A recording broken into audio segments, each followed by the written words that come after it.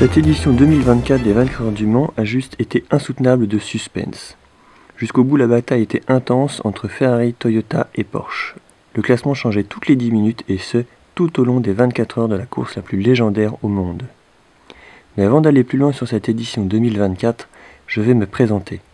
Je suis né et j'ai grandi au Mans, puis je suis parti faire mes études d'ingénieur en mécanique à Paris.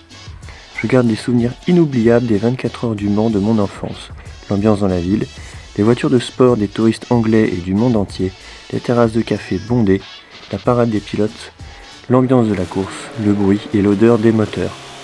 Le bruit et l'odeur.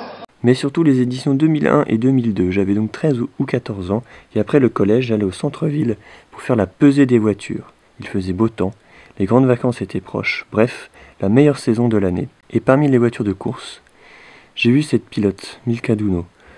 Du haut de mes 14 ans, je suis directement tombé amoureux.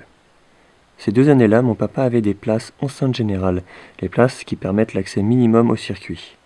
Mais c'était encore l'époque bénite, où avec un peu de chance et beaucoup de culot, il était possible d'aller partout sur le circuit. Une fois rentré dans les stands, cette pilote vénézuélienne m'avait pris sous son aile et m'avait fourni un pass concurrent, le Graal.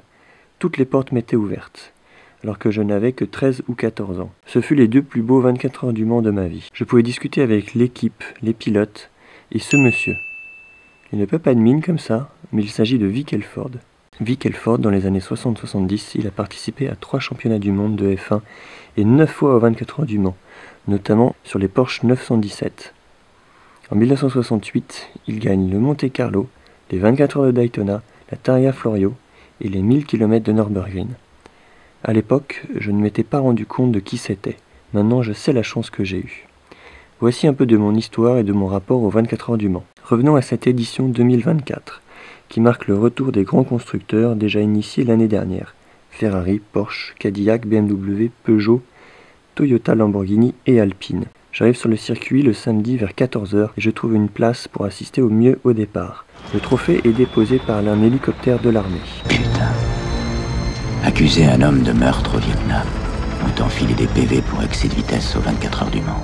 Vers 16 h, la patrouille de France fait son passage et Zinedine Zidane donne le coup d'envoi. Les fous du volant sont partis pour 24 heures, 2 tours de cadran. Le début de la course est plutôt calme, même si la pluie menace et s'invite à la partie dès la soirée, avec des périodes d'éclaircies intermittentes, rendant le travail des pilotes très compliqué, ainsi que le choix hautement stratégique des pneumatiques. Vers 18 h 30, la BMW numéro 20, la Hard Car, sort suite à une faute de pilotage. Vers 21 h, après seulement 5 heures de course, malheureusement les 2 Alpines abandonnent coup sur coup, assez rapidement à cause d'une casse moteur. Vers 22 h, je choisis de changer d'endroit. En plus de la mécanique, je suis aussi passionné de photos et notamment animalières. Voici quelques de mes photos. J'ai donc tout le matériel photo et de randonnée pour cette activité. De plus, j'ai l'habitude de me déplacer discrètement dans la forêt. Enfin, je connais très bien les abords du circuit puisque je suis natif du Mans. Je décide donc de jouer à Promenons-nous dans les bois afin de trouver le spot photographique idéal pour le petit matin. Après 3 heures de marche avec tout le matériel, je me retrouve au milieu des bois, le long de la glissière de la fameuse ligne droite des Hunaudières. L'endroit est parfait, discret. Il n'y a pas de grillage pour gâcher les photos. La scène est juste surréaliste, presque hors du temps, tellement je suis proche des voitures. La forêt est calme et immobile, et tout à coup le bruit et les phares des voitures déchirent la nuit telle une secoupe volante, sortie de nulle part. Le bruit des voitures est d'ailleurs le meilleur moyen de couvrir le bruit de mes pas. Il n'y a plus qu'à attendre le petit matin pour avoir suffisamment de lumière pour faire des photos. Vers 3 h du matin, il y a un rebondissement. La voiture de tête, la Ferrari 83 de Kubica, accroche la BMW numéro 15. La BMW devra abandonner et Kubica écopera de 30 secondes de pénalité. Dommage pour BMW, c'est fini. Je suis un peu déçu car je suis un fan de la marque et j'attendais leur retour au Mans depuis plus d'1 an. J'étais au courant de leur retour très en avance car je m'étais renseigné pour faire ma vidéo sur l'histoire de la marque munichoise. Mais voilà, vers 4 h du matin, il se met à pleuvoir le déluge, à tel point que la safety car est sortie. Après 1 heure de cette pluie, je décide d'abandonner ma position dans les bois, pourtant très avantageuse, et d'aller me coucher au sec. Je me réveille vers 9 h. La safety car vient juste de s'arrêter. Elle a donc tourné 5 heures d'affilée. Elle tournera au total 6 heures sur toute l'épreuve, soit un quart de la course. C'est encore un élément qui rend cette édition 2024 hors norme. Il reste encore 7 heures de course et rien n'est joué. Les 10 premiers se tiennent dans moins d'1 minute. La météo est toujours instable, rendant les prévisions de stratégie pneumatique cauchemardesques. Vers 9 h, la Porsche privée numéro 4 sort de la piste, au virage Porsche justement, et doit abandonner. Le choix des pneus slick en est la cause. Vers 10 h, l'Aston Martin numéro 27 se retourne suite à un crash impressionnant. Heureusement, le pilote en sort indemne.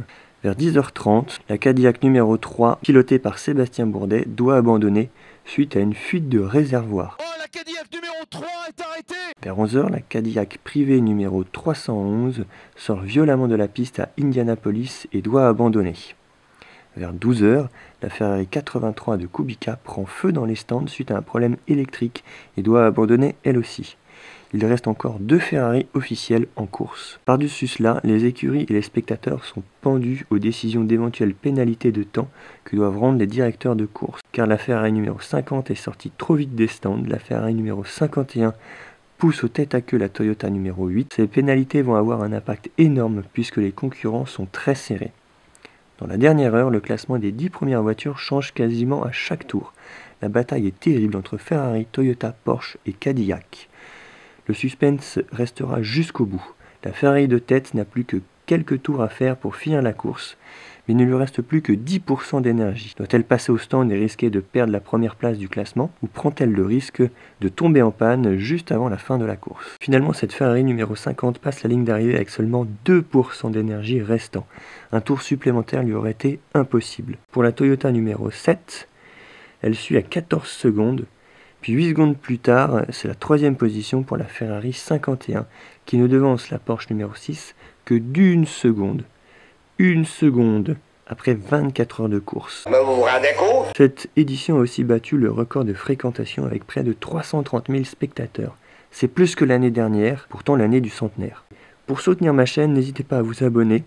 Je vous dis à très bientôt sur la chaîne du Plaisantin. Et juste pour le plaisir, je vous mets le record du Tour au Mans. Lap now started for Kamui Kobayashi in the number 7 Toyota. The Toyota that is on the pole position here at Le Mans at the moment. A 3:18.6 is that on the cards as he rattles it up to the Dunlop chicane. The thing that stuns me about that left-right sequence is you think, oh, they just go left, and then they turn right. No, they accelerate between the left-hand apex and the right. It is a total recalibration of a layman's brain to watch an LMP1 car up there. Absolutely, the downforce that these cars have got is absolutely unreal. They're on Formula One levels, and when you look at the lap times around Spa, somewhere like that, where you've got a direct comparison. You know, these LMP1 cars, okay, the new F1 cars this year have taken a massive leap, but these things were catching up very fast with our former 2016 Formula One cars. Peter, what's it like when you go down these longer straights? Does it feel like they take 30 seconds because your brain is running at 50 frames per second rather than 20? For me, I'm generally looking at those markers. You can see them, you see the building, I think there's a bar on the left-hand side, you see the 300, 200, 100, and you've got your braking point somewhere in there, and you're just focusing on that braking point. You're not really even looking at the corner, you're just looking at the braking point, and if you're braking at, say, 150, get ready, nail the brakes, and then your eyes flick up to the corner, so you start trying to control the car, going down the gears, etc. So far, fairly clean. He's passing these back markers in a tidy place. So purple first sector, 31.1, fastest of all. And we know he's on medium tyres as well, so Kobayashi is pushing on. Okay, 1:47.4, the next sector to beat, 46. Oh, he's annihilated it. He's 1.6 seconds up at the halfway point around this circuit. The car has done an 18.6. If it does a 16.8, that's doable to get the absolute track record around here, which was pole position 2 years ago. On medium tyres. Wow, here we go. So then, rattling it through the right-hander in towards Indianapolis, 288 kilometers an hour, Picked up the throttle. 170 mile an hour, picks up the throttle into Arnage, painfully slow. You probably feel as if you could get out and walk through there, but now the speed starts to pile on. Not quite, mate. Not quite. You know what I mean. This he is fully lit. You know, when you consider this is his first flying lap of the session of today. And these tyres are likely another purple sector for the sector 2, but I think these tyres are likely to come on harder in the second lap. Clean lap, still a clean lap. Look at it, there's nobody there as he's kissing curb to curb. Yeah. He comes out of the quick left-hander, just the last little kink to go. He's coming into our view in a moment. A nice view, no one in front. He was up at the first, up at the second by 1.6 seconds. Surely he's going to take the pole position. 3:16.8 to beat. 3:16.8 to beat. He's going to do it. He's done it! Boom. Absolute track record. Not even better than a 3:15, a 3:14.7. He has annihilated the track record by 2 seconds. But Jarni. Jarni is on his tail, and he's done a 3:17.2. That is the fastest ever lap of Le Mans that you've just seen in front of your eyes. First flying lap. Wow.